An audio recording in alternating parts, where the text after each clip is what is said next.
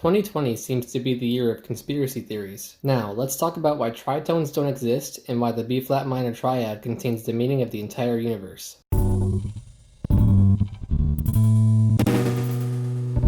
On May 16th, 2018, at around 11 o'clock p.m., I saved a note on my computer titled No Tritone Theory. I theorized that tritones don't exist, and my reasoning came from the medians of C. In music theory, the word mediant has two definitions. Number 1, it's the third note in a major or minor scale. Number 2, the word mediant also refers to the diatonic mediant. In both major and minor scales, the diatonic mediants of the scale are the notes with letter names distanced exactly 2 letter names away from the root of the scale. For example, in the scale of C major, C is the root. Moving forward alphabetically by 2 letters, we reach E. Going backwards from C, doing the same thing, we reach A. Therefore, A and E are the 2 diatonic mediants of C. It's okay if you don't know what a mediant is. All you need to know is where the diatonic mediants fall in the scale. Let's stick with C major. The diatonic mediants are A and E. The next element of my note was an exploitation of how notes can be named. The same note can have 5 names or more if you add or subtract accidentals from it. Accidentals make it sharp or flat. Starting from C, we can add a sharp to make C sharp, the next note on the piano keyboard, and add another sharp to make C double sharp, which is known to most people as D, 2 keys away from C. We can do the same thing with flat. Stack a flat onto C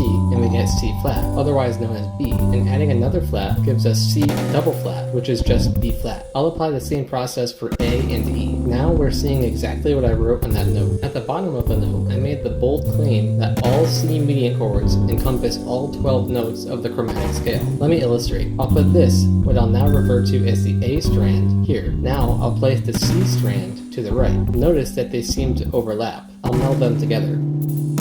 Now I'll connect the final piece of the puzzle, the E strand.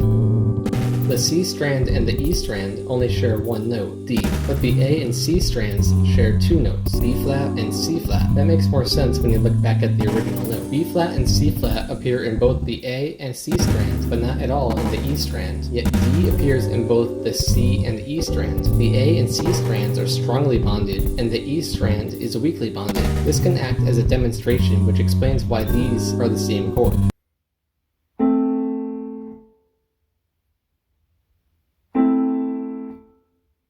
E happens to be the 5th of A. The 5th is the least important note of the chord and can be completely omitted without changing the tonality of the chord. The C matters because that makes the chord minor as opposed to major, that's the tonality, and the A matters because this shows that the chord is an A chord as opposed to being any other possible chord. This demonstration is solid proof of that concept. We see that A minor is a pretty important chord so far. Now, let's look at this note another way, vertically. Let's build chords out of these strands going top to bottom. We create G minor, A flat minor, A minor, E flat minor, and B minor, all minor chords. Of course, all of these chords can be built from the chromatic scale like any chord can, but just for a moment, I want to cross out the notes in brackets. This will make more sense in a second. Now, let's try to build those 5 chords again that we just saw. We can't build G minor because there's no B flat. We can't build A flat minor because there's no C flat. We can still build A minor. We can't build B flat minor because there's no B flat, and we can't build B minor because there's no B or D. The only one of these chords that we can build from these remaining notes is A minor, where all of this began. So far, we've seen that A minor is important because of the strength of its root and third, and also because it is the only chord that remains when you try to build these 5 vertical chords. There's one more element to the importance of A minor here, which can be shown if we connect the 2 ends of this string of notes. We see that starting from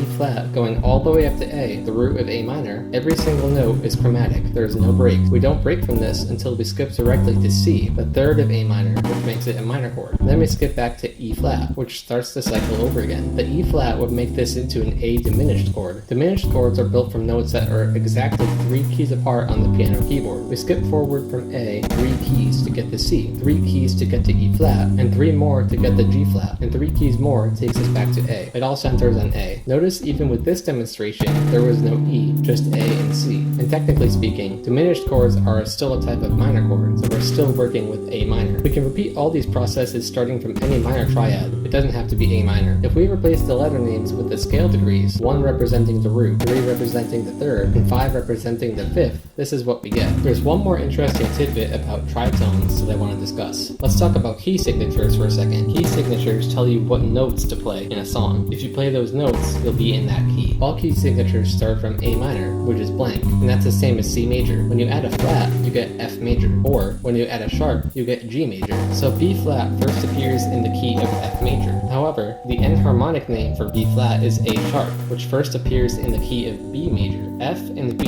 are a tritone apart. The first time you see F sharp is in the key of G major, and enharmonically, F sharp is also called G flat, which first appears in the key of D flat major. G and D flat are also a tritone apart. These keys are a tritone apart, but they're all enharmonically related by tritones. All of the properties of this theory, the no tritone theory, can be applied to any note and follow the same principles. I call this the no tritone theory because a major or minor triad doesn't have any tritones, and since all the letter names of the chromatic scale, including the tritones, can be used to build a triad when you play with the accidentals a bit, I have proof that tritones do not exist. Well, not in the way we define them, which is as notes that clash and only work in certain contexts. I've shown here that tritones actually hold the entire chromatic scale together as a sort of glue, so they shouldn't be seen as undesirable. I guess I'm aiming for a reinterpretation of how we think of tritones. They do not exist as quote-unquote tritones with that negative connotation, but rather as connective tissue holding all of music together. Kind of like how the gravitational pull from planetary orbits keeps our planets in their galaxy, preventing them from hurtling across space. Space. The universe. The mystery of our being. Can we ever find any definitive answers to life, our existence, time?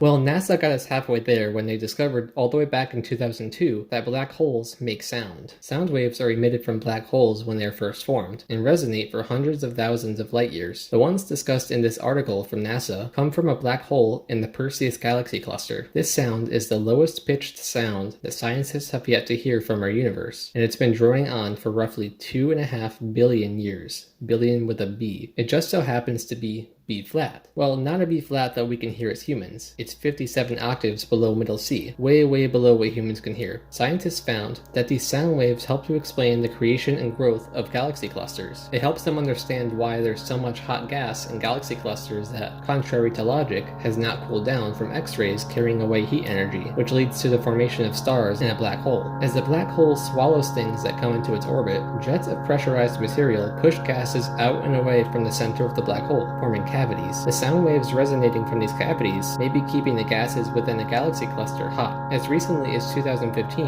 it's been proven that the collision of two black holes creates a ringing sound along with gradual overtones, just like the overtones that come from any note played on any instrument back on Earth. So apparently, B flat is the bass note of the universe, and in connection to this discussion about how minor triads and tritones bring the chromatic scale in perfect harmony, I'll make the imaginative inference that the sound of the universe is B flat minor. That is the chord resonating throughout our universe. It holds the answer to how our galaxy formed, and therefore, life as we know it. Why is it minor? Because outer space is lonely, and according to almost everybody, minor chords are dark and sad. But minor chords don't have to be sad. They can be whatever you want them to be. I just went over how tritones don't deserve such a negative connotation, and minor chords don't have to be negative either. The universe is always getting bigger. But if it's such a lonely place, and the Earth is so small, doesn't that mean we're getting smaller and lonelier? No. The universe doesn't have to be seen as a dark, lonely expanse of nothingness. There's so much out there to discover that it's unfathomable. Sadness makes us feel small, but it can also empower us, strengthen us. Scientists haven't given up on outer space just because of its almost impossible scale. So humans don't have to give up on progress just because of loneliness, depression, and despair. We learn from this darkness and discover things about ourselves that make us stronger people. And that's a powerful thing.